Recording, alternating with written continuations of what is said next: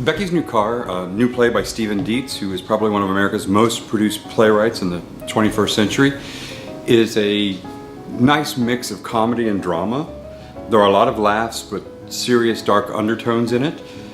Becky is reached middle age. She's has an adult son who still lives at home while he's going to college. Her husband is a blue-collar worker.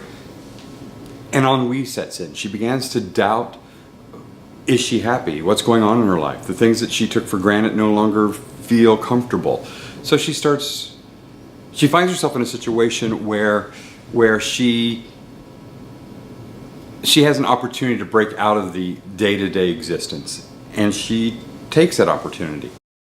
So it's an interesting, unique situation because due to some medical issues that I was having, Mary Mont agreed to double cast the role of Becky.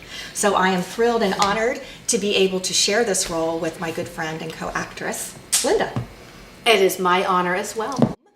She isn't really aware that she's not happy with her life. Becky lives the life that a lot of middle-class American families are living. Some events occur where a wealthy widower walks into her life and there's a grave misunderstanding that she too is widowed. And despite her protesting this, she finds herself kind of swept into these circumstances where she has to make some choices. She reluctantly makes some choices that are not the best maybe for her and for her family, and that's what makes things really interesting. And I think that's also what makes her character and this story so relatable. Becky and Joe have been married 28 years. It's a long-term marriage, and as with any marriage, nothing is perfect in it. And Joe's reaction to some of the events in this play, those were some of the more difficult things for me to find how to portray those, and actually still working on that a little bit, as we all are. But it's very interesting the way this was written, to have those challenges. As Walter Flood, as a millionaire who happens to come into Becky's car dealership and buy some cars, he's recently lost his wife, and he's kind of a confused fellow, in a hilarious way, I hope to think. And he takes a shining to Becky and doesn't quite get that she's still married, and things ensue from there. So Kenny has sort of had a lot of suitors who are who she's supposed to be with. They match up on a status kind of scale there. What she's really looking for is someone who is going to know about her and know who she is, like on the inside, rather than just who she is to society.